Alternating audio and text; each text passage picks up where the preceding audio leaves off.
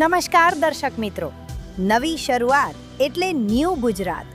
New ગુજરાતમાં આપનું હાર્દિક સ્વાગત છે. આજે અધિક માસના પાવન પ્રસંગે પૂર્ણ પુરુષોત્તમ ભગવાનની વિશેષ આરાધના સાથે અગિયારસ અને વતીપતનો મહિમા ઉજવાયો હતો. ધાર્મિક શ્રદ્ધા અને ભક્તિમય વાતાવરણ વચ્ચે ગોપીઓ દ્વારા સંયુક્ત રીતે વિશેષ પૂજન અને ભજન કાર્યક્રમ યોજાયો.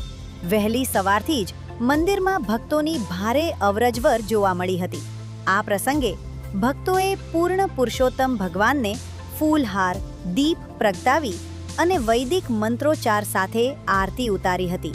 ગોપીઓએ પરંપરાગત વેશભૂષામાં ભગવાનના સ્તુતિગાન કરી સમગ્ર વાતાવરણને ભક્તિમય બનાવી દીધું હતું.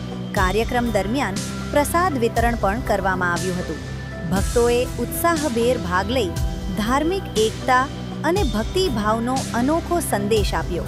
સમગ્ર કાર્યક્રમ ભક્તિમય અને આનંદમય વાતાવરણમાં સંપન્ન થયો. વિશેષ અહેવાલ જોઈએ માયાબેન સોન છાત્રા સાથે. નમસ્કાર દર્શક મિત્રો, નવી શરૂઆત એટલે કે ન્યૂ ગુજરાતમાં આપનું સ્વાગત છે. હું છું માયા સોન છાત્રા. આજે આપણે આવ્યા છીએ રાજકોટના કેવડાવાડી વિસ્તારમાં કે જ્યાં ગોપીઓનું એક ગ્રુપ છે કે જે પુરુષોત્તમ બાપાની પૂજા કરે છે અને સતત ધર્મના કામમાં અવિરત રહે છે. તો ચાલો આપણે ત્યાંના ગોરાણીમાં છે જે વાર્તા કરાવે છે અને પૂજન કરાવે છે, તો ત્યાંના ગોરાણીમાને મળીએ. તો ચાલો. તમારું નામ? મારું નામ આશુબેન રાવ. અને તમે કેટલા વર્ષથી આવે છે એટલે કેવો આમ તમને ભાવ મળે છે? બધાય પ્રેમ ભાવથી આનંદથી ગીતો ગાઈ ભજન કીર્તન કરી અને સૌ આનંદ. કેટલો ટાઈમ તમારી કેટલા વાગ્યા સવારે 9 વાગ્યાથી 11:30 વાગ્યા સુધી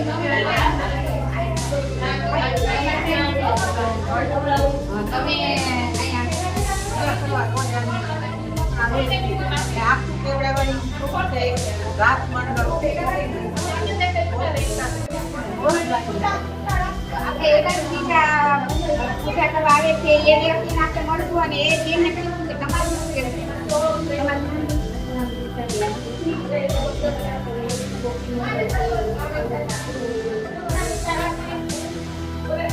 તમારું નામ શું છે? તમે કેટલા ટાઈમ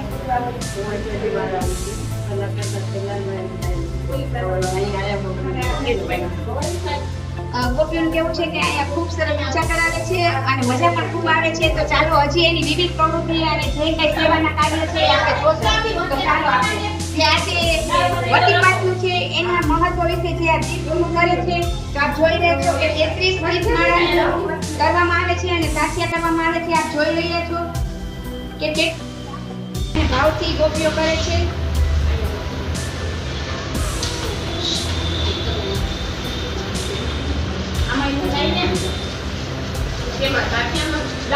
આવીને આવી બધા